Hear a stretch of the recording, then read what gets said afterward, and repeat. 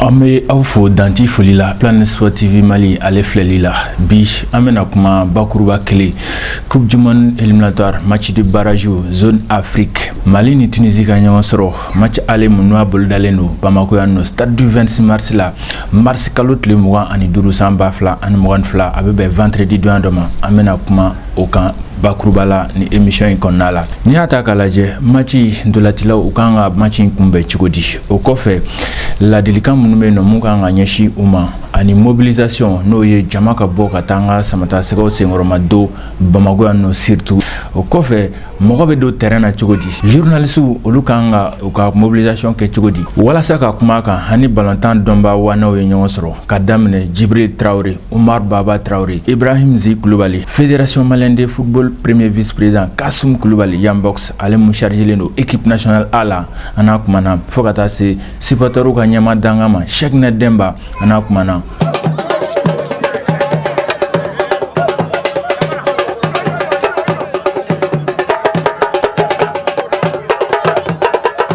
an b'a fɔ aw dankan na Mali Tunisie kɛnɛkɛnɛna o émission spéciale kɛnɛ kan walasa faamuyali fɛn fɛn bɛ yen nɔ détail fɛn fɛn bɛ yen minnu bɛ se ka d'aw ma a bɛ se k'o bɛɛ lajɛlen sɔrɔ ni émission in kɔnɔna la n'i y'a ta k'a lajɛ Mali samatasigɛw o jɔyɔrɔ in golo fa Coupe du Monde éliminatoire match de poule kɔnɔna la fɔlɔ ka d'a kan bɔko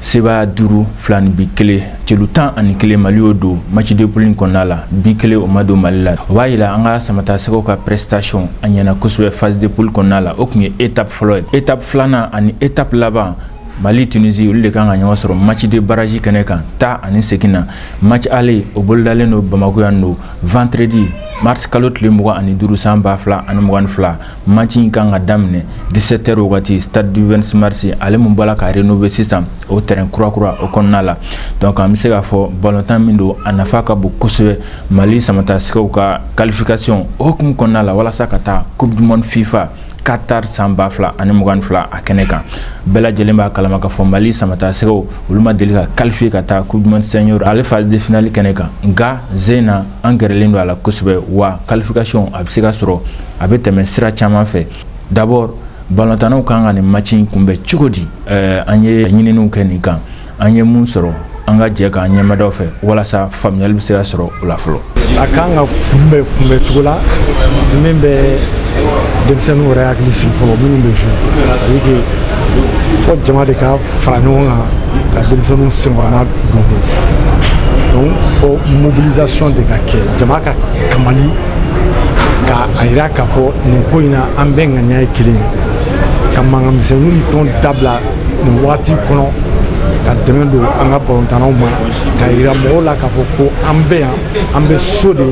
wa an b'a fɛ ka sebaya sɔrɔ so sebaya min bɛ an wasa u ka collaboration nafa ni a nafantanya o bɛ bɔ dege karamɔgɔ yɛrɛ de la n'ale de sɔnna n'a sɔnna a y'a fɔ cogo min k'a b'a dusukun na n'a b'a dusukun na ten n'a sɔnna ko ɲuman don parce que ninnu tɛ dege karamɔgɔ ye dɛ dege karamɔgɔ tɛ mais u ye ntola ci ka tɛmɛ clubbaw fɛ u ye ntola ci kobaw kɔnɔna la donc o expérience b'u la u bɛ se ka na n'u ka o expérience ye k'o ɲɛfɔ denmisɛnninw ye u ye fɛn dɔw y'u sɔrɔ waati dɔw la u bɛ se k'olu fana ɲɛfɔ dege karamɔgɔ ye k'u hakililanta di dege karamɔgɔ ma mais fɔ dege karamɔgɔ ka sɔn collaboration ma de n'a ma sɔn collaboration ma yɛrɛ kɛnɛ kan c'est à dire que a ko tɛ se ka ɲɛnabɔ ne y'o de fɔ ko ne ka yecogo la c'est à dire que ne kun denmisɛnnin ninnu tali fisayara mais n tun b'a ɲini fɛnɛ peut-être u ka yan denmisɛnnin dɔ fana ta ka fara a kan yan parce que ntoladana kɔrɔ tɛ Europe mɔgɔ ninnu dɔrɔn ye c'est à dire que nin bɛɛ ye pour que ka se ka jama kɛ kelen ye de n'u tun ye yan mɔgɔ dɔ fɛnɛ ta ka fara a kan n b'a dɔn Mali a bɛ sira min kan sisan sira ɲuman don ne bolo donc n'a ye an ka welekan lamɛn a bɛ se ka yan denmisɛnnin dɔ ta yan ntoladana kɔrɔ dɔ o ta k'o fara ninnu kan o ye kelen ye filanan ye min ye n'a kun danna ne ma n bɛ dege karamɔgɔ kelen ou bien fila ta k'u fana fara u kan parce que olu bɛ se k'u hakili di dege karamɔgɔya ta sira la mais ninnu bɛ se k'u hakili di fɛn wɛrɛw de la i y'a mɛn donc o kɔni o ye ne hakilinata ye mais ko ɲuman don déjà ko daminɛ don parce que an bɛ équipe ninnu fɛn o fɛn sisan en Afrique et dans le monde c'est à dire que ntolatana kɔrɔw de kɛlen bɛ k'u lakori ani entraîneur kɔrɔw techniciens c'est à dire que minnu bɛ taa fɛnw lajɛ ka na u ni entraîneur bɛ discuter u b'u ka hakilinataw fɔ a ye a bɛ ɲumanw t'a la min bɛ adapté a ka denmisɛnninw na o kɔni o ye ne hakilinata ye. A diyara n ye vraiment n b'aw fo aw ka cɛsiri la aw bɛ fɛn fɛn la Mali farikolo ɲɛnajɛ ɲɛtaga la kunnafoni jɛnsɛn na an b'a bɛɛ kalama n b'aw fo k'a lajɛbaga fɛnɛ bɛɛ lajɛlen fo. Labɛn min bɛ ka kɛ kan ka kɛ nin wagati la i da sera a ma o ye ka mɔgɔw fara ɲɔgɔn kan parce que an ka dɔn k'a fɔ tiɲɛ yɛrɛ la an ka équipe ma jaabi ɲuman sɔrɔ kan tɛmɛlen na n b'a fɔ dɔgɔkun dama a bɛ dɔgɔkun dama dɔ bɔ donc o jaabi ma ɲɛ an bolo wa a t'a bali fɛnɛ ko gɛlɛya tɛ ka an bɛɛ t'o dɔn k'a fɔ gɛlɛya bɛ tɔn kɔnɔna la mais o n'a ta o ta nin ye i yɛrɛ ye min fɔ nin ye an bɛ ni pango kelen ani ɲɛwawa de ka se ka taa coupe du monde kɛnɛ kan walasa an tɔgɔ ka don o tariku la a tɛ taa cɛsiri kɔ a tɛ taa fara an kan kɔ a tɛ taa ko to ɲɔgɔn ta la kɔ o hukumu na labɛn jumɛn kan ka kɛ o labɛn fɔlɔfɔlɔ ye k'a fɔ bɛɛ ka bila i kun na k'a fɔ e de ka baara kelen bɛ se ka Mali la qualifier ni n ko bɛɛ o bɛ daminɛ ministère de la jeunesse et des sports la olu minnu n'an b'u fo parce que tiɲɛ na bi ni mɔgɔ mɔgɔ ye stade du 26 mars ye i bɛ nisɔndiya a b'a kun bɔ donc baara ɲɛna o welemakan bɛ taa fédération malienne de football la o min ka baara ye a labɛn yɛrɛ ye nka mɔgɔ bɛ fo i yɛrɛ ka baara fɛnɛ la o welemakan bɛ taga tuguni encadrement technique tiɲɛ don n bɛ joueur fɔ encadrement technique kɔfɛ mais a gɛlɛman ye olu ye k'a fɔ bɛɛ k'i seko kɛ k'a fɔ ni ne ye n jeniyɔrɔ fin Mali bɛ se ka ye coupe du monde kɛnɛ nin kan n'a bɔr'o la an bɛ se supporters ma dan tɛ supporters minnu na olu minnu u mɛnna ka sɔrɔ u ma nisɔndiya sɔrɔ dɛ a dogolen tɛ mɔgɔ si la Mali supporters sɛgɛnna kojugu n'o fɛnɛ tɛmɛna ka bɔ yen an b'a fɔ o min bɛ taa terrain na a kana da ko supporters minnu bɛ taa terrain na ka 26 mars fa o dɔrɔn tɛ mais n'i y'a dan ne ma tile damadɔ yanni match cɛ drapeau kan ka ye fan bɛɛ a ka fɛnsɛ fan bɛɛ bɛɛ k'a ye f'a k'a dɔn ko bɛ Mali kɔnɔna la fo tunisienw mana na u k'a dɔn k'a fɔ ni jamana ni dalen don qualification kan f'an k'u impressionner an yɛrɛ ka joueur minnu bɛ bɔ u ka tɔn na ka na kabini aéroport la u k'a dɔn k'a fɔ malidenw sigilen don ka jaabi dɔ kɔnɔ. Bon an bɛ labɛn kan fédération ka niveau la ani ministère parce que nin tɛ fédération dɔrɔn nin ye jamako de c'est à dire que Mali kungo yɛrɛ de don donc ni organisation n'a baara bɛɛ c'est piloté par fɛn de b'a ɲɛfɛ ministre de sport n'o ye Moussa Atayer ye o ni Bavier le président Bamtou Touré olu de kɛlen bɛ k'u bolo fara ɲɔgɔn kan ka nin baara in kɛ parce que an ye commission dɔw sigi bon donc olu de bɛ ka baara kɛ an ye caman kɛ mais a tɔ ye caman ye parce que tant que ballontan don ma se yɛrɛ i tɛ se k'a dɔn n'i ka baara ɲɛna n'a ma ɲa voilà. Salam alaikum, bonjour. Yakuba n b'i fo n ye planète lajɛbaga bɛɛ fo fɔlɔ i ye min fɔ Mali Tunisie c'est vrai c'est un match capital coupe du monde na je crois c'est une première Mali ka se nin dernière phase la coupe du monde éliminatoire la à chaque éliminatoire donc on bɛ bɔ premier tour là soit deuxième tour donc pour se retrouver à ce niveau donc pour moi c'est une chance que le Mali soit en Qatar 2022 donc n'an y'an tɛgɛ di ɲɔgɔn ma inchallah ballontannaw dirigeants supporters tout le monde malien bɛɛ derrière les aigles inchallah ne bolo a bɛ ɲa bon ne bɛ min fɔ joueurs ɲɛna capitaine n'a ka jama u ka bila u kunna k'a fɔ ko ballontan in c'est vrai tɔgɔ bɛ i bɛ se k'a fɔ Sala ye tɔgɔ dɔ ye ou Sadio Mané bɛɛ ɲɛ b'o la coupe du monde k'a fɔ favori non à ce stade u ye ballon min ta k'u lase yan o fana a Mali fana u fana y'o kelen de ta k'u se nin yɔrɔ la donc point m'an bolo an de fana kɛra an ka poule premier sans défaite donc du coup u kan ka u kan'u yɛrɛ minimiser donc u ye min kɛ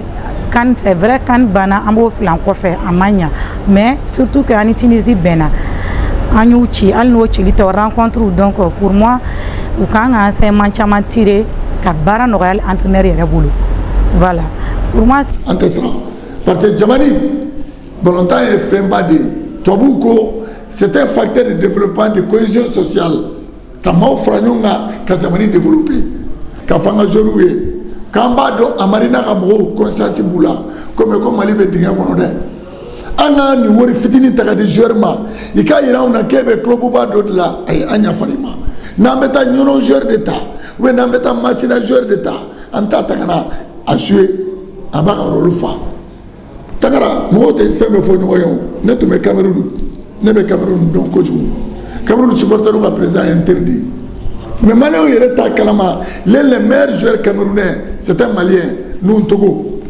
a fa ka numéro bɛɛ bɛ n bolo cadeau den de don a k'a ma ko n'ale ye Mali équipe nationale ye k'anw tɛ gagner k'ale bɛ pana a da de y'a fɔ ye coupe équipe min bɛ Mali bolo ni Ala jɛna n'a ye an ka supporter ya rôle jouer depuis sɔgɔma an ka taa terrain fa ni Ala sɔnna denmisɛnnin ninnu bɛ monnaie bɔ an na n bɛ profiter ka journaliste fo autorité tulo bɛ mankan na n'an ye match in gagner a ka ɲi kojugu a fɛn caman bɔ kow la et puis mɔgɔw ka bila u kunna ko CND b'a côté Mali ma deli ka surunya coupe du monde na ka ɲinɛ an bɔ fɔlɔ an kana tulonkɛ min kɛra min na o ka yafa o ma n b'a fɔ Magasuba ye k'a fɔ supporter ye mɔgɔ si kana Magasuba neni bɛɛ k'a to yen munna mɔgɔkɔrɔba don munna a ye Mali défend peut-être gagner tun ka d'a ye mais Magasuba k'a bila a kunna ko n'i bilala jama fɛn kunna jama bɛ kuma de quoi parce que an bɛ jouer le 25 an bɛ segin ka taa jouer Tunisie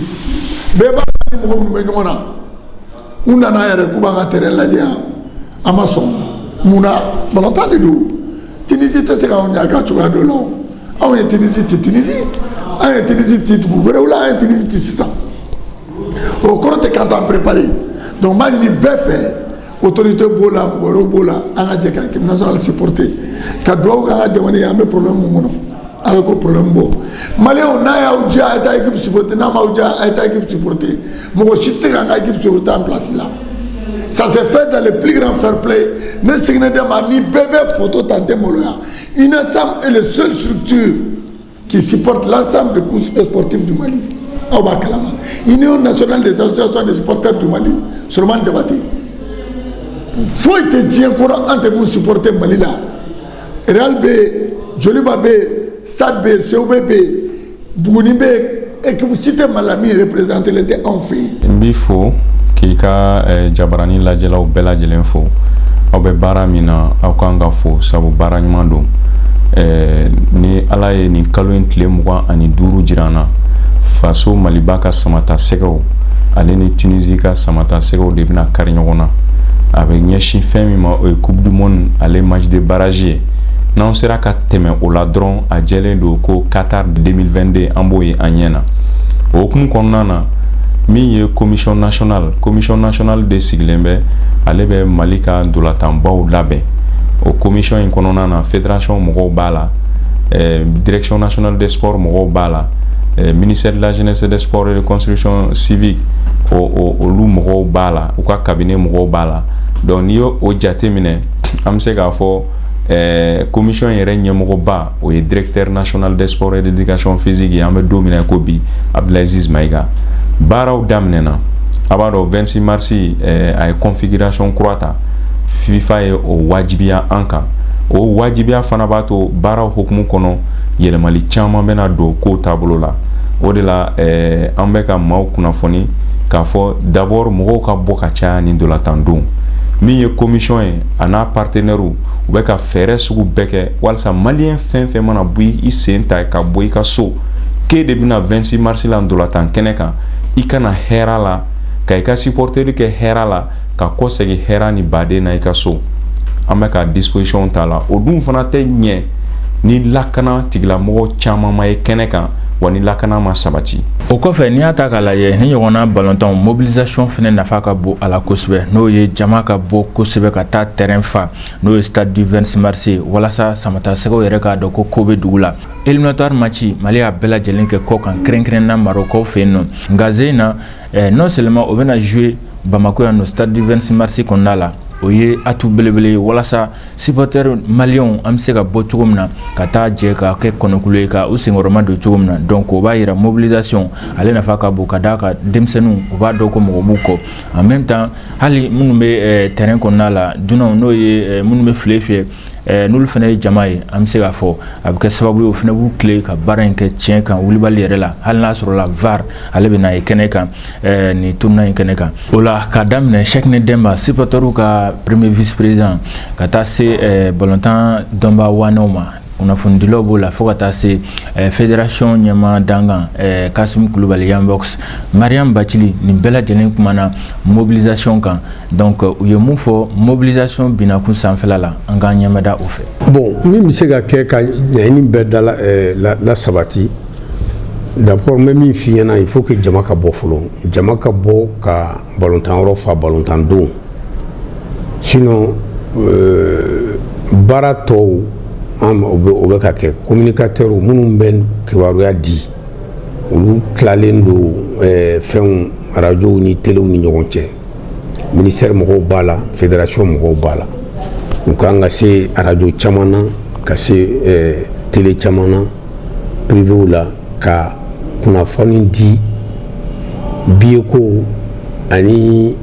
donni ko balontan yɔrɔ ani sécurité ko u bɛna bɛɛ ɲɛfɔ labɛnni kɛlen don y'a dɔn a yɛrɛ y'a dɔn déjà an ka balontan yɔrɔba n'o y'an ka terrainba ye 26 mars o dilanna mais normalement kalo tile 15 nin kalo in tile 15 commission ba kan ka wuli ka t'o lajɛ parce que VAR bɛ na a marché la donc VAR kan ka installer yɔrɔ min na VAR bɛ sigi yɔrɔ min na a n'a a câble bɛ tɛmɛ yɔrɔ min fɛ ni ala sɔnna ma kalo tile 15 ani directeur national de sport ani experts an kan ka taa yen lajɛ après u bɛ tila ka essai kɛ ni VAR matériel nana fɛn na donc groupe électrogène kelen kan ka san a dan ma u bɛ courant di VAR la parce que VAR ale courant man ka tigɛ du tout ale courant kan ka kɛ continu de ye donc o fana bɛ yen et puis an ye kabala fana halisa u bɛ ka kabala joueurs bɛ jigin yɔrɔ min na u bɛ ka chambre kɔnɔnaw bɛɛ lajɛ donc a bɛ se ka kɛ cogo min na pour que joueurs bɛ se ka lafiya sɔrɔ cogo min na. ne tɛ se ka match ko fɔ fo n ka Mali population fɔ an ka sɔrɔso minnu binna ala ka yafa n ma supporteriw Cheikhne Demba mankan don supporteriw fɛn fɔlɔ dɔ tun b'an bolo Coupe d'Afrique o ma ɲɛ an bolo an bɛ yafa ɲini kɛ jama fɛ ne y'a fɛn fɛn fɔ o ye mɔgɔ caman dara an na o kama an bɛ yafa ɲini kɛ parce que ne équipe min tun taara Cameroun an tun hakili la k'an bɛ fɛn sɔrɔ ala ma latigɛ a la fɛn filanan b'an bolo Coupe du Monde ye mais ne Cheikhne Demba mankan don supporteriw n bɛ président Assimi fo politique tɛ n bɛ Choguel fo surtout n bɛ an ka ministre des sports fo n bɛ Bavier fo grand Bavier ni mɔgɔw ye i ka baara nɔgɔya i bolo i b'a tigi tɔgɔ ɲuman fɔ o kɔrɔ tɛ k'an bɛ politique la an tɛ politique kɛnɛ kan an bɛ faso ko de la supporteriw le 25 match Mali ma deli ka surunya abada Coupe du Monde na ka ɲinan bɔ o bɛ labɛn de n bɛ bamanankan dɔ fɔ n ka mɔgɔw ye ko balontan tɛ balontan don ye balontan bɛ labɛn de faso ko de don n bɛ profiter k'a fɔ supporteriw ye ko anw tun ye laɲini min kɛ ne Cheikhne Demba tun ko ni entraîneur ma mɔgɔ ma fara kan k'a dɛmɛ baara in na munna n y'o fɔ Sénégal ye coupe ta ni joueur kɔrɔlen 7 de ye Aliou Cissé kɛrɛfɛ Tunisie 6 tun bɛ yen Nigéria 8 tun bɛ yen Côte d'Ivoire Kolo n'a kɔrɔkɛ ani dɔ wɛrɛw tun bɛ yen ala y'a kɛ fédération y'o laɲini u ni Magasuba bɛnn'o na an ye grève la fɛn jɔ n t'a kɛ bilen ka da o de kan wari min bɛ don balontan na a kan ka kɛ ka siraw dilan a kan ka kɛ ka normalement sɔrɔsiw dɛmɛ a kan ka kɛ ka dɔgɔtɔrɔsow jɔ n'i y'a ye o bɛ di anw ma danaya de don n'o danaya ma fa ko min na tubabuw ko bɛɛ k'i ka partition jouer en ce moment. parce que ko dabɔra dɛ a fɔra ko 200 an y'a fɔ président ye u k'a lajɛ pour que bɛɛ ka se ka taa balontan yɔrɔ donc u ye balontan in wari jasi k'a kɛ 200 de tribune bɛɛ 200 donc vraiment bɛɛ k'i jija fasoko de don mɔgɔ ko tɛ nin ye fasoko de ye bɛɛ k'i jija an bɛ wele bila bɛɛ ma bɛɛ k'i jija ka taa ntolantan yɔrɔ ni denmisɛnninw yɛrɛ ye jama ye u kɔfɛ tunisienw ka jama ye k'a fɔ ko jama b'an ka denmisɛnninw kɔfɛ a bɛ hakili wɛrɛ di mɔgɔw ma voilà o ye ne ka wele a journalistes ni animateurs ni fɛn wɛrɛw ani média bɛɛ n b'a ɲini u fɛ u ka continuer u y'a daminɛ sisan u ka continuer ka jama la galvaniser ka match importance yira mɔgɔw la n'an qualifiera mina se an ma k'o yira mɔgɔw la ani fɛnɛ k'a yira supporter la k'a fɔ ko balontan dɔrɔn de don c'est à dire que gagner ka d'an ye mais ni ala m'a d'an ma fɛnɛ o tɛ mɔgɔ faga ko ye voilà mais olu k'u ka baara kɛ dɔrɔn a tɔ o bɛ ala bolo. Ne bɛ appel min lancer surtout les opérateurs économiques mobilisation sugu bɛɛ si je me trompe pas il y a à peu près 2 ou 3 semaines les Tunisiens sont déjà à Bamako donc u bɛ ka fɛn sugu bɛɛ kɛ. J'ai pris sur les réseaux sociaux comme quoi Djenepo il a pris 500 billets pour les supporters. Fousseni Diawara aussi pour ses abonnés. Je ne sais pas si c'est vrai ou pas, mais nous avons un public sportif qui est mobilisé. Nous sommes mobilisés.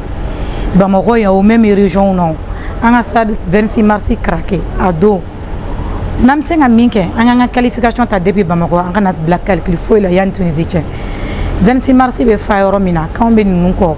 inshallah an tɛ dɛsɛ an bɛ qualification Qatar bi an b'a ta Bamakɔ yan. O kɛrɛfɛ walasa mobilisation ka se ka kɛ an b'a faamuya k'a fɔ kunnafonidilaw olu jɔyɔrɔba bɛ o ko fɛnɛ la ka daminɛ radio la ka taa se télévision ma ka taa se web TV ma ka taa se hali réseaux sociaux ma nin bɛɛ lajɛlen bɛ se ka rôle dɔ jouer walasa mobilisation ale baro bɛ se ka sabati cogo min na n'i y'a ta k'a lajɛ commission d'organisation nationale ninnu bɛ kan ka baara kɛ nin ko kan o la o bɛna wulikajɔ kɛ ka taa radio la ka taa télévision na ka taa se web TV ma o bɛna kuma nin bɛɛ lajɛlen kan walasa mobilisation laɲini min ka k'a la a bɛ se ka kɛ sɔrɔ fɛn cogo min na journaliste ka rôle kan ka kɛ cogo di Umar Baba Traoré ale bɛ kan ka ɲɛfɔliw kɛ ka taa se Jibril Traoré Ibrahim Zi Kulubali ninnu bɛɛ lajɛlen bɛ kan ka ɲɛfɔli kɛ journaliste ka mobilisation a nafa kan. N bɛ fɔ journaliste n b'a kuncɛ n'o ye o minnu kan ka kɛ baara yɛrɛ daminɛ c'est pourquoi kuma daminɛ sa ne ye aw fo aw bɛ baara fɛn fɛn la aw bɛ cɛsiri fɛn fɛn la farikolo ɲɛnajɛ kunnafoni jɛnsɛnni na ka dɔ fara cɛsiri kan o de bɛ ɲini journaliste ka welewelema kan bila bɛɛ lajɛlen ye fɔnkɔ ɲɔgɔn kɔ min bɛ yen furukufuruku min bɛ mɔgɔw ni ɲɔgɔn cɛ an bɛɛ ka ɲinɛ o kɔ wagati kɔnɔ wagati min n'an ni Tunisie bɛ balontan nin kɛ aller ni retour kɔnɔna la mais comme an bɛ ka kuma aller de kan tan labɛn ka kɛ cogo la cogoya min b'a to Mali balontannaw yɛrɛ bɛ n'a ye k'a fɔ jamana bɛɛ b'u kɔfɛ a b'a to u dusu bɛ lami a b'a to u bɛ se ka tolantan ka taa cogo la min b'a to an bɛ sebaga ɲuman sɔrɔ an yɛrɛ fɛ yan walasa ka se ka voyager ka taa retour la nɔgɔya la ni anw de sɔnna a bɛ kɛ Tangara ni kunnafonidilaw de sɔnna a bɛ kɛ c'est pourquoi an bɛ wele kan min bila ka t'u ma foli kɔfɛ ka daminɛ kabini sisan an kana match seli semaine kɔnɔ an ka welewelema bila bɛɛ lajɛlen ma k'a yira bɛɛ la k'a fɔ fasoko de don k'a yira bɛɛ la k'a fɔ chaque fois en tout cas kuma o kuma ko maliden bɛɛ fara ɲɔgɔn kan ka jaabi ɲini an b'o jaabi ɲuman sɔrɔ n'an y'o kɛ ka welemakan bila mɔgɔw ma minnu bɛ fɛ ka saliya u kana saliya parce que nin ye chance ye min b'a to an tɔgɔ bɛ sɛbɛn senantolantan kɔrɔbalenw ka tariku la min ɲɔgɔnna ma deli ka kɛ kabini an ka indépendance ta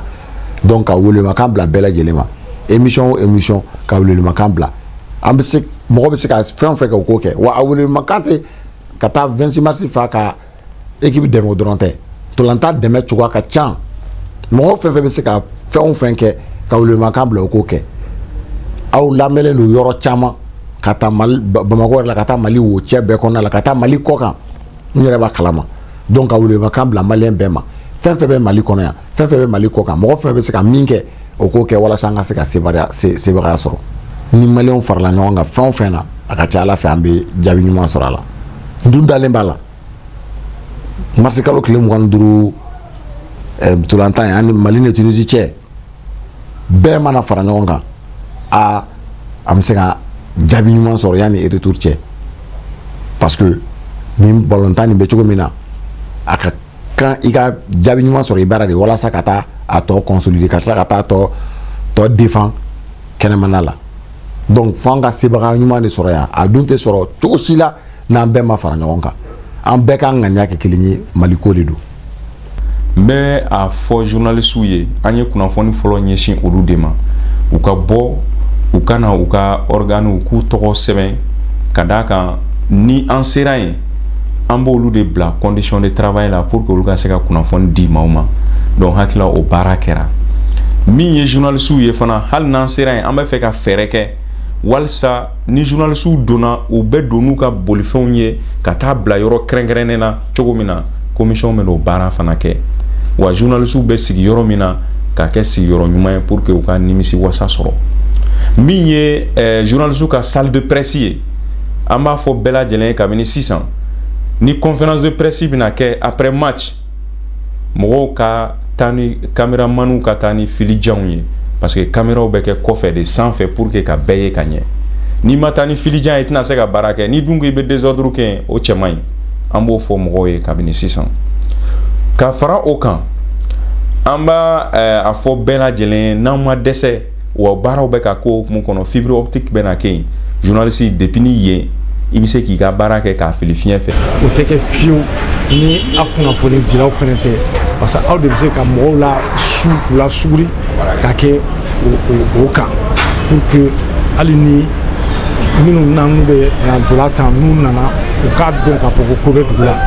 tant que o ma kɛ a ko ka gɛlɛn kosɛbɛ balontan gɛlɛn don ni mɔgɔ mɔgɔ y'a fɔ ko balontan in man gɛlɛn a tigi ye nkalon tigɛ balontan in ka gɛlɛn fo k'a dama tɛmɛ olu taara coupe du monde la siɲɛ 5 de anw ma deli ka se donc olu b'a importance dɔn ni anw taara nin coupe du monde la a bɛ min ɲa an ɲɛ an k'an k'o dɔn d'abord nafoloko ta fan na o y'a lancinin ye an ka fédération bɛ miliyari 1 ni kɔ de sɔrɔ o b'a to jamana ɲɛmɔgɔ fana bɛ lafiya waribɔ la ka don balontan na o ye kelen ye filanan ye min ye an ka jamana yɛrɛ bɛ taabolo min kan bi gɛlɛya b'an kan an sɛgɛnnen don mɔgɔw b'an kɔ an bɛ k'a ɲini k'o ɲɛnabɔ donc ni nin nisɔndiya ko in nana ka na o kɛ sisan a b'a to jama ka se ka ɲinɛ fɛn caman kɔ ka to da kelen fɛ an bɛ k'o de ɲini ni ala sera k'o kɛ an ye o de y'an ka laɲini ye mais o tɛ ɲa min kɔ fɔ jamanadenw yɛrɛ ka sɔn de ka kamali pour que ka taa vers la victoire. le min kɛ dɔrɔn mɔgɔw k'a dɔn ko comité exécutif ko tɛ fédération ko tɛ nin ye mali ko de ye jamana ko de don donc monde sportif fɛn fɛn ye balontanna ye i welela i ma wele o i bɛ se min na i k'o kɛ mɔgɔ ye téléphone caman ne hakili bɛ nin na k'a kɛ tan an b'o ta en compte mais il faut que mɔgɔw ka wuli de et que ne bɛ min ɲini surtout ni fɛn mɔgɔw fɛ fɛn ni tɛ se ka président lasɔrɔ n'i ye ne yɛrɛ wele ne b'i ka téléphone ta n b'i jaabi mais an caman bɛ ten fédération na donc an bɛ se ka min kɛ an k'o kɛ an bɛ min nɔfɛ dɔrɔn an ka taa coupe du monde nin kɛnɛ kan fɛn bɛ se k'o kɛ an k'o kɛ an ka sɔn ka billet ta tile kelen ko don min bɛ jouer an fɛ yan bɛɛ ka taa terrain na don le 25 bɛɛ ka taa terrain na don à 17h o k'a sɔrɔ terrain falen don. Bamananw ko ten an ye dɛmɛ ka wara la o k'a sɔrɔ a kunkolo b'i yɛrɛ bolo wara kunyafan siga t'a la ndolatilaw a bɛ olu yɛrɛ de bolo ka d'a kan olu de acteurs principaux ye olu de bɛ jigin terrain kɔnɔ donc victoire min mana sɔrɔ donc an bɛ se k'a fɔ olu ka effort a fanba bɛɛ ye o ye donc olu yɛrɛ kan ka u comporter cogo di ni balontan basigiw ninnu na mun ye doyen Djibril Traoré donc ale bɛ ka ɲɛfɔli kɛ o kan o kɛrɛfɛ i b'a k'a fɔ dusukolo fɛnɛ jɔyɔrɔ bɛ ni balontan sugu la a bɛɛ ti talan dɔrɔn ye dusukolo hakili ninnu bɛ ɲɔgɔn dafa donc nin dolatan fashion kɛnɛ kan donc mun ye Djibril Traoré dolatilaw kan ka u comporter cogo di donc ale bɛ kan ka conseil min di o la an k'o lajɛ o fɛnɛ kɔfɛ Mariam Bacili ale kumana dusukoloko kan fo ka taa se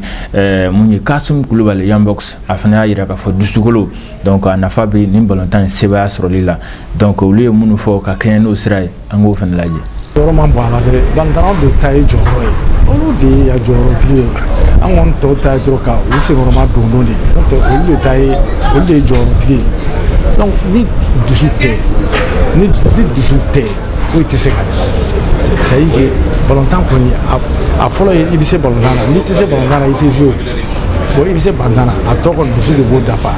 dusu b'o a tɔ dafa terrain kan minnu bɛ kɛrɛfɛla la pour que k'a ko labɛn ani k'u supporter olu bɛ na après donc fo balontannaw ka dusu ta u k'a dɔn k'a fɔ ko ni nin ko in kɛra c'est à dire que olu de fɔlɔ bɛ a nafa sɔrɔ a nafa fɔlɔ ye mun ye nafoloko tɛ nafolo bɛ denmisɛnnin ninnu bolo nafoloko tɛ c'est à dire que u bɛna jawuja min sɔrɔ a la c'est à dire que u bɛna tɔgɔ min sɔrɔ a la u bɛna jɔyɔrɔ min sɔrɔ a la dɔw yɛrɛ bɛ yen olu bɛ se ka fɛn wɛrɛw sɔrɔ club wɛrɛw sɔrɔ minnu ka bon n'u ka club ninnu ye bon o bɛɛ ye olu de ye o nafa bɛ olu de kan donc il faut que olu k'o dɔn bon n b'a dɔn u bɛ yɔrɔ min bi taali Qatar a ka d'olu ye ka tɛmɛ bɛɛ kan mais fɔ bɛɛ lajɛlen k'u dɛmɛ u ka dege karamɔgɔ fana ka sen ɲuman don u kɔrɔ u yɛrɛ fana ka dɔn k'a fɔ ko ni nin ko in kɛra a bɛ min lase jamana ma c'est à dire que n'u y'o dɔn k'u bɛɛ fara ɲɔgɔn kan a ka ca ala fɛ u fana bɛ hali ni fɛnmisɛnnin caman b'u ni ɲɔgɔn cɛ u b'o bila u ɲɛsin ntolantan in fɔlɔ ma. c'est une occasion pour que u yɛrɛ k'u yɛrɛ don histoire kɔnɔ fɔlɔ parce que ni Mali donna bi coupe du monde na an taara bi e Yakuba tɔgɔ ti fɔ ne tɔgɔ ti fɔ peut-être a bɛ se ka fɔ a kɛra nin fédération ka fɛn na mais a bɛ don histoire la ah capitaine Amari c'est eux qui ont été les premiers joueurs mun sera ka Mali la don coupe du monde na donc c'est à eux donc doubler d'effort an b'a dɔn a ka d'u ye a dusu b'u la mais halisa u ka dɔ fara kan u cɛɲɔgɔnw de don dɛ u ka dɔ fara kan. bon an kan ka kuma mais ballontannaw yɛrɛ kan ka dɔn ko nin i y'a fɔ i ka kuma la cogo min na an bɛ coupe du monde da de la n'an ye nin qualifiera n'an bɛ taa coupe du monde na fɛn min ma deli ka kɛ Mali fɛ a ma kɛ Mali fɛ ça veut dire que an ka ballontanna tɛ yen min jɔra coupe du monde na donc u kan k'u ko bɛɛ kɛ k'u yɛrɛ faga pour que nin kelen o kana an kana nin jɛ quoi an kana nin jɛ Mali tɔgɔ ka se Mali drapeau ka se nin kɛnɛ kan a ka d'olu la jama b'a fɛ cogo min na population b'a fɛ cogo min na bon joueurs ka nafa ka bon a la ka tɛmɛ ala e ni ne min bɛ ka kuma mais il faut que u ko de dɔn an ka joueurs ko de dɔn tangara n'i y'a lajɛ an ka ballontannaw u dusuko de don u denmisɛnninw de don u k'u tɔw lajɛ u ni minnu bɛ équipe wɛrɛ la olu bɛ cogo min na u k'a lajɛ ka tɛmɛ u kan tant que an ka ballontannaw ma dusu ta k'a lajɛ ah ne ni nin ne ye contrat sɔrɔ ka taa ne kɔni bɛ n jija sa yani n ka fɛn ka ban n ka carrière ka ban n ka nin kɛ n ka nin sɔrɔ n ka nin sɔrɔ n ka nin sɔrɔ bon o tɛ se ka taa ni baara tɛ bon o ɲɔgɔn dɔ de ye nin ye u kan k'u yɛrɛ faga nin marche fila de la pour que Mali bɛ se ka qualifier Tunisie de la ka taa o maa ma deli ka taa donc u k'u jija k'a lajɛ an dafɛ an kɛrɛfɛ jamana caman taara Sénégal de la ka taa Côte d'Ivoire de la ka taa mais an ka mɔgɔw il faut que an ka non seulement population ka sɔn ka billet ta ka na jama ka bɔ mais denmisɛnninw yɛrɛ u fana ka maillot ɲigi u ka ballon ta ni dusu ye u ka ballon ta ni hakili ye u ka ballon ta pour que an ka qualifier gagner dɔrɔn tɛ qualifier parce que ta ka segin de don donc il faut que denmisɛnninw yɛrɛ de ko u k'u yɛrɛ de fɔ ɲɔgɔn ye u k'o baara kɛ u ka u da n'o ye ka wuli n'o ye o dɔrɔn de b'a to an bɛ taa coupe du monde la coupe du monde ka taali ka gɛlɛn dɛ mais n'i y'a a ɲini ala fɛ k'a fɔ ala k'a d'i ma i ka baara kɛ ala b'i ka ɲinini d'i ma n'i ye baara kɛ. ayiwa nin na maaw bɛ ɲininkali kɛ ɲalima terrain donni ko bɛ cogo di kunnafoni fɔlɔ min dila o ye de garadenw olu ye 1000 francs ye nka o kɛrɛfɛ fan bɛɛ lajɛlen tɛ 1000 francs ye ka d'a kan loge VIP bɛ yen nɔ o fana kɛrɛfɛ chaise orange bɛ yen chaise bleue bɛ yen ayiwa sɔngɔ danfara bɛ ni sɔngɔ ni loge gradin cɛ ka d'a kan stade du 26 mars bi bi in na terrain a renouvelé chaise sigira fan bɛɛ lajɛlen na a ti komi gradinw olu bɛ o dama cogoya la chaise b'a bɛɛ lajɛlen na nka gradin prix n'o ye ani chaise orange ani loge VIP ani chaise bleue olu prix ti kelen Ibrahim Zi Kulubali commission d'organisation a ye a réunion caman participer donc ale bɛ ka faranfasiyaw di o kan an ka o fana lajɛ walasa faamuyali o bɛ se ka sɔrɔ terrain donni fana la min ye public mɔgɔ tɔw ka donni ko ye commission y'a jateminɛ k'a fɔ nin ye maliko de ye anw ma deli ka taa coupe du monde na wa fɔ an ka taa pour que an ka taa jama de ka bɔ ka caya o de la bere sɛbɛkɔrɔba dara donsara ko kunna k'a lase bɛɛ lajɛlen ma bere dara kunna cogo di an y'a fɔ ko a bɛ fɔ min ma ko loge VIP o ye faamabaw ka sigiyɔrɔ ye o ye ministres ani présidence mɔgɔw olu bɛna sigiyɔrɔ min na o man ca o ye place 70 de ye o ye invitation ye wari tɛ bɔ o la n'o bɔra yen a bɛ fɔ min ma ko VIP o ye fauteuil bourré belebele o ye kelen b'i sigi a bɛ kɛ i ko fɔ i b'i ka salon kɔnɔ i b'i sigi k'i ka ballontan lajɛ i fɛrɛ ma n'i bɛ wuli ka dɔn kɛ i bɛ wuli ka dɔn kɛ n'i bɛ wuli k'i ka kule ci i bɛ wuli k'i ka kule ci an ye bere da o sɔngɔ kun k'a kɛ dalasi 2000 ye loge VIP o VIP fana b'i yamaruya i bɛ ji sɔrɔ ka min lafiya kɔnɔ i bɛ se ka mi tan fɛ i bɛ se ka dalamagala fɛn dɔ fana dun n'o bɔra yen a tun bɛ fɔ yɔrɔ min ma ko chaise orange an ye bere da o fana sɔngɔ kun k'a kɛ dalasi 1000 ye chaise orange n'o bɔra yen journalistes bɛ sigi yɔrɔ min na o dugumana na a tun bɛ fɔ o ma ko chaise bleue ani o côté dɔ in fana fɛ o chaise bleue nunu bere dara o sɔngɔ k'o kɛ 400 ye donc n'o compartiment saba bɔra la sa an b'a fɔ min ma yɔrɔ bɛɛ chaise ye sisan 26 mars kɔnɔ donc an b'a fɔ sa ko chaise gradin de sa o de ye 1000 francs ye 200 donc bere dara kun an b'a ye jamana dɔw b'an kɛrɛfɛ olu ta kɛ 40,000 ye jamana dɔw ta kɛ 20,000 ye nka anw ko Mali n'a ka contexte cobilama an ka bere da kun k'a kɛ 2,000 1,000 400 ani 200 jamana ko la hakila bɛɛ lajɛlen bɛ se ka o sɔrɔ ala barika la ka taa jamana denmisɛnw senkɔrɔma don pour que ni qualification bɛ se ka sɔrɔ cogo min parce que taali gɛlɛman bɛ yan ka min fɔ ka fara kan o de ye nin ye an bɛ na doni hokumu kɔnɔ public mobili bɛɛ tɛna don filanan ye min ye ni mɔgɔw bɛ don kabini da la ni mobili minnu kan ka don ani moto minnu kan ka don u bɛ f'u ye kabini da la ni taara i ka moto bila fana n'i bɔtɔ dɔ kana don garadin kan i bɛ f'u ye mɔgɔw ka sɔn o ma an b'a kɛ adamadenw yɛrɛ ka lakana de kosɔn parce que an t'a fɛ mɔgɔ ka don ni maramafɛn ye ni minnu n'a man kan o kɔrɔ ni sɔrasi tɛ ni polisi tɛ ni gardi tɛ ni gendarme tɛ an t'a fɛ mɔgɔ ka don ni muru ye an t'a fɛ mɔgɔ ka don ni hali ni jibidɔni ye c'est vrai a b'a sɔrɔ an bɛ funtɛni na tile ka farin mais an t'a fɛ mɔgɔ ka don ni jibidɔni ye fɛɛrɛ bɛna kɛ jango n'i bɛ fɛ ka ji min i ka wuli ka bɔ i sigiyɔrɔ la ka jigin ka t'i ka ji min ka tila ka segin ka n'i sigi a kɛra mi-temps kɔnɔ ye sa o a kɛra balontan bɛ sen na ye sa o fɛɛrɛw bɛ ka tigɛ donc mɔgɔ si tɛna don ni jibidɔni an b'a fɔ mɔgɔw ye u ka an faamu nin bɛɛ kɛ kun ye anw yɛrɛw ka lakana hokumu kɔnɔna ye olu minnu bɛ taa balontan lajɛ ani anw minnu b'a la k'a labɛn ani dolatanaw an'u ka staff technique donc an b'o fɔ limanaw ye o de ye fɛnba ye donc consigne minnu bɛna to daw la mɔgɔw ka o labato a bɛ kɛ mɔgɔw yɛrɛ de kama donc Yakuba bɛ min fɔ nin balontan ko in na nin y'a siɲɛ fɔlɔ ye Mali ka se nin yɔrɔ la a mɛnna fana an b'an ka samata sɛgɛ denmisɛnninw y'an ɲɛna anw yɛrɛ kɔrɔ yan donc nin bɛɛ ye motivation kun ye maliyɛnw ka se ka bɔ ka caya n'an bɔra ka caya i ko an ka jamana jɔnjɔn senba b'a fɔ cogo min k'a kɛ maa kelen ye un peuple k'a kɛ kunfilenna kelen ye un but k'a kɛ danaya kelen ye ani hakilina kelen une fois ne hakili la tuma o tuma ni malidenw taara o sira fɛ an bɛ taa o sira fɛ ko o ko la an bɛ ɲɛ sɔrɔ la an bɛ san sɔrɔ la o tuma an b'a ɲini bɛɛ lajɛlen fɛ ko maaw ka bɔ ni ala sɔnna ma lakana bɛna sabati lakana fɛn o fɛn kan ka k'a kɔnɔna na mɔgɔw bɛ o kama o baaraw bɛɛ senna ka ban sabu ka d'a kan FIFA yɛrɛ ye lɛtiri caman kafu fɛ k'a yira k'a fɔ jamana ɲɛmɔgɔw de ka sɛbɛn kɛrɛnkɛrɛnnen kɛ k'a d'u ma ko balontan ko in na lakana bɛna kɛ fan bɛɛ wa wɔyɔ tɛna k'a la kɛlɛ tɛna k'a la o sɛbɛn taara kafu la u b'a fɔ min ma ko cadre d'ordre u ko k'o fana kɛ k'o d'u ma o cadre d'ordre kɛra a bɛ kɛ ni mɔgɔ hakɛ min ye gardi hakɛ min polisi hakɛ min gendarme hakɛ min u bɛ jɔ yɔrɔ jumɛn consigne minnu bɛ d'u ma o baaraw bɛɛ kɛra ka ban an kɔni bɛ min deli o de ye ala k'a don yira an kɛnɛ na ala ka sebaya di Mali ma pour que an ka se ka taa kan coupe du monde an ka se ka t'o kɛnɛ kan hakila a b'a kun bɔ o ye k'a fɔ finikosilaw katakatanibololaw finipaselaw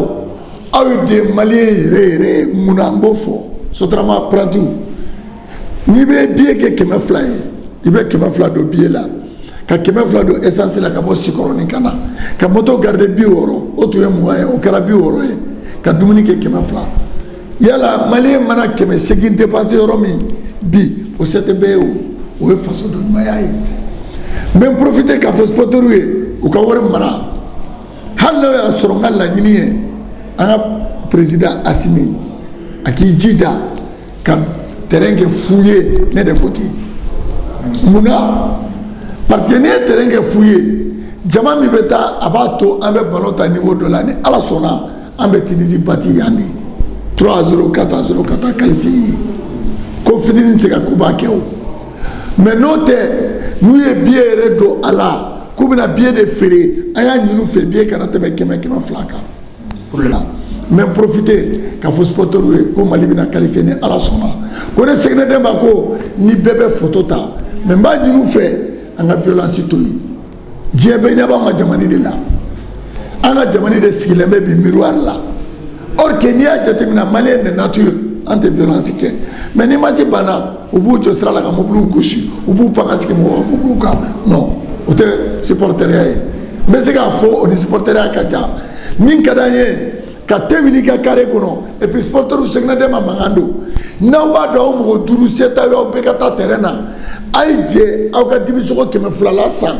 ka te sigi ka mɔgɔ kelen bila ka taa équipe nationale supporter mais profiter k'a fɔ an ka président Assimi ye ministre fɛn fɛn n'i tɛ baara la a don n'i tɛ mission na n'i ma taa terrain na a ko ministre de remplacer munna n b'o fɔ ne delila k'o fɔ IBK tile la yan a match tun ye Mali Laginɛ ye a don mɔgɔ 2 de yera terrain na Boubou Cissé ni Aruna Touré ministre Guinée 7 de tun bɛ yen maloya tɛ yan balontan hali ni e t'a fɛ i bɛ t'i den kama ni den t'a fɛ i muso b'a fɛ ni muso t'a fɛ i muso dɔgɔnin b'a fɛ donc président Assimi Sekinɛ Dɛma de ko ten ni min tɛ mission na dɛ ministrew bɛ baara la ni min tɛ mission na k'i mana ni président bɔra a kalama a ka mɔgɔ wɛrɛ bila i place la. o ko équipe nationale fana ka marche parce que CAF fana b'a lajɛ billet ko billet bɛ ci u ma n'a prix donc o b'a lajɛ parce que olu de b'an dɛmɛ fana. On a un billet qui est 600 parce que ni 200 bɔra la i tɛna se k'a feere juguman tuguni fo ka tigɛ 100 kan 100 billet o tɛ se ka tɛmɛ olu fɛ yen quoi a tɛ se k'a fɔ k'a bɛ kɛ fu fana parce que mɔgɔ tɛ se k'o maîtriser parce que 50% an ye 65% de demandés de remplissage du terrain parce que a bɛ kɛ kuma min a bɛ kɛ vers 17h bon marché o b'a sɔrɔ tile binna yanni marché mɔgɔw bɛ se ka don. Hali ni tribune de soleil ni jama taara yen a bɛɛ ka kan parce que a ka fa dɔrɔn bon an y'a k'o de kama mais billet wɛrɛ bɛ yen n'olu ka gɛlɛn n'o ye tribune d'honneur ye n'o ye VIP ni fɛn ninnu ye parce que a y'a ye terrain dilanna cogo min na o place bɛɛ kɛra la donc il faut k'o carte fana ka feere o prix la billet fɛn fɛn bɛ prix ni marché la a billet bɛɛ exemplaire n b'a fɔ o ma spécimen a billet kelen o kelen an b'a bɛɛ tigɛ k'a kɛ enveloppe kɔnɔ k'a ci ka taa CAF la donc vous voyez ko ka gɛlɛn fɛn bɛ taa n'a ye plutôt quoi délégué de min bɛna commissaire de marché la o bɛ taa ni billet bɛɛ ye. ayiwa an b'a faamuya k'a fɔ gradenw olu de ye 200 ye donc an bɛ se k'a fɔ o sɔngɔ c'est abordable hali n'a sɔrɔ contexte ka gɛlɛn nka n'Ala sɔnna ma an bɛ dugawu kɛ Ala kana masi dɛsɛ o la walasa ka se ka taa an ka samata sɛgɛw olu senkɔrɔma don. Aw tɛmɛnen ka bɔ yen nɔ match yɛrɛ analyse yanni match cɛ match sugu ninnu a bɛ se ka kɛ cogo di donc o bɛ kɛ sababu ye an bɛ don leji consultant kɔnɔna la yanni an ka don o kɔnɔ an b'a ye d'abord Mali ni Tunisie ka ɲɔgɔn sɔrɔ laban a kɛla Coupe d'Afrique kɛnɛ kan Cameroun kɔfɛ nɔ san 2021 ni match nin décalé ka taa san 2022 la ka sababu kɛ coronavirus ye Mali de se sɔrɔ Tunisie kan kelen ani kanangolo donc an bɛ se ka fɔ d'abord o ye ko ɲumanba ye ka d'a kan psychologiquement ani esprit kɔnɔna la déjà an ka match laban na an de se sɔrɔ Tunisiens kan donc o nafa ka bon kosɛbɛ donc zena match aller retour do donc contexte tɛ kelen donc an bɛ a lajɛ an hakilila ye mun ye ni match na d'abord Tunisiens match aller yɛrɛ la fɔlɔ u bɛna ɲini ka fɔ o bɛna résultat ɲuman de kɛ Bamako yan donc cogo si la anw fɛnɛ man ka sɔn o ma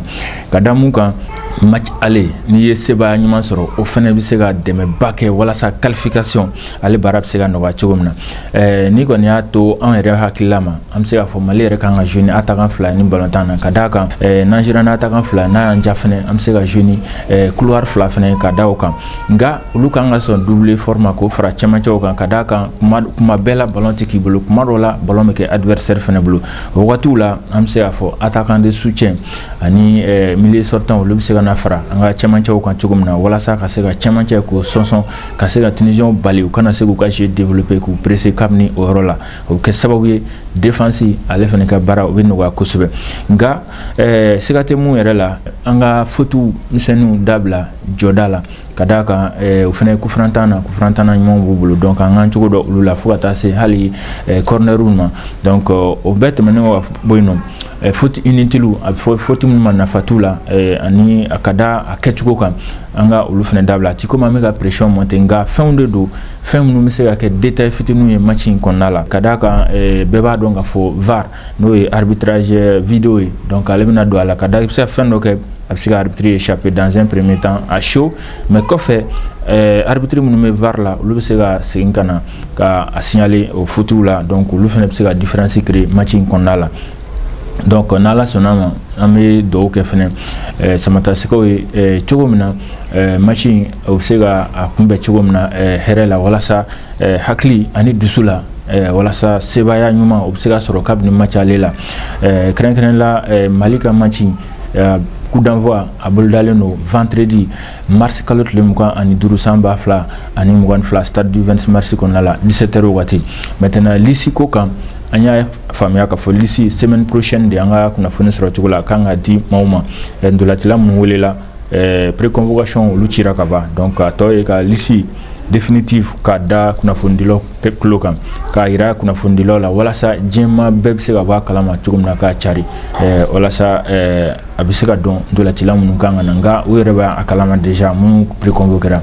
donc n bɛ dugawu kɛ minnu bɛna ye a kɛnɛ kan ala ka o kɛ Mali ka hɛrɛ. An ka lisi ko in lajɛ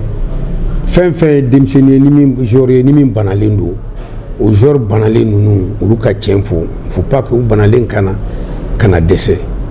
donc il faut que entraîneur ni président ka kuma bɛɛ da man ka don lisi ko la bɛɛ da man ka don lisi ko la mɔgɔ minnu da kan ka don a la normalement ni entraîneur b'a fɛ an ka taa ɲɛ a kan ka fɛn baara tila anw ye joueur kɔrɔ minnu fɔ ka baara tila ale n'olu cɛ comme olu bɛ yen an y'a ye karisa bɔra n bɛ exemple ta kelen kan Kamara bɔra o don marché la a sen touchera a ye Kamara ɲininka min b'a la est-ce que a bɛ se ka na o se a tɛ se ka na a y'a ka docteur ɲininka a kan ka k'ale ka baara de ye k'olu bila baara la o de y'a to an y'o ta mais tant que i ma baara tila i ni mɔgɔw cɛ f'i kelen i sigilen bɛ ten a tɛ ɲa bon fo an k'o de fara an ka kɛwale kan baara ka tila bɛɛ k'i ta kɛ ni bɛɛ y'i ta kɛ n'a o ɲumanw farala ɲɔgɔn kan an bɛ ɲuman sɔrɔ. Arbitre minnu yɛrɛ kan ka file fiyɛ arbitre minnu tɛ bɔ nationalité kelen na cɛmancɛ kɔni na Nbamla ka Tesema ka bɔ Éthiopie an y'a ka file lajɛ Coupe d'Afrique la a ka file kɔni ɲɛna Coupe d'Afrique la donc ale bɛna kɛ milieu la maintenant an ye laseli min kɛ arbitres kan ka da kan o bɛɛ lajɛlen bugunatigɛ dɔnna an k'o laseli lajɛ. Mali Tunisie ale arbitres bugunatigɛ dɔnna ka da kan Confédération africaine de football n'o ye CAF ye ale ye laseli dɔ kɛ a ko kun kan o siratigɛ la Mali Tunisie mun bɛ don Coupe du Monde Qatar san 2022 ale match de qualification o ɲɔgɔn sɔrɔ laban hukumu kɔnɔna la match ale o arbitres bɛna bɔ jamana caman na ka kɛɲɛ n'o ye Nbalak Tesema ka bɔ Éthiopie ale de bɛna kɛ file la cɛmancɛ la a ka kɛrɛfɛjɔ fɔlɔ Ibrahim Abdallah ka bɔ Sudan filanan Samuel Padoota Kam o bɛ bɔ Nigeria arbitre remplaçant en cas de cas Ahmad Mtehaze Herelal ale bɛ bɔ Île Maurice VAR la arbitre espagnol olu bɛna baara kɛ o ko kan hakili la jiginna Mali ni Tunisie ka match ale a bolodalen no vendredi mars kalo tile 25 san 2022 ballontan bɛ kɛ stade du 26 mars la Bamako coup d'envoi ye 17h ye ala ka sebaaya nɔgɔya Mali Samata Sekaw ye ɲɔgɔn sɔrɔ tɔw bɛɛ lajɛlen de filɛ nin ka kɛ ni match de barrage alew ye a don kelen 15h waati RDC ale ni Maroc bɛ ɲɔgɔn sɔrɔ stade des Martyrs la Kinshasa 17h kelen Cameroun Algérie stade de Japoma Douala 19h30 Dolati fila bɛ yen Égypte Sénégal stade international du Caire o waati kelen Ghana Nigeria olu bɛ ɲɔgɔn sɔrɔ stade Cap Cos la Ghana kaw fɛ yen nɔ. An ye mun sɔrɔ ka bɛn Mali ale ni Tunisie ka ni ɲɔgɔn sɔrɔ in na kɛrɛnkɛrɛnnenya ni émission spéciale in kɛnɛ kan o tun ye nin ye toujours an bɛ a ɲini aw fɛ minnu ma abonné aw k'aw abonné a ka a teriw ladɔnniya o fana k'u abonné walasa Mali balontan kibaruya u bɛ se ka bɔ a kalama cogo min na k'u to u sigiyɔrɔ la. Anw nisɔndiyalen ye kibaruya di aw ma a k'an bɛn n'Ala sɔnna ma donc an bɛ dugawu kɛ ala ka sebaaya nɔgɔya Mali ye nin double confrontation a fila bɛɛ lajɛlen na walasa an ka qualification ka taa coupe du monde na a bɛ se ka sɔrɔ cogo min na donc a k'an bɛn a ɲɔgɔn wɛrɛ kɛnɛ kan salamu aleykum.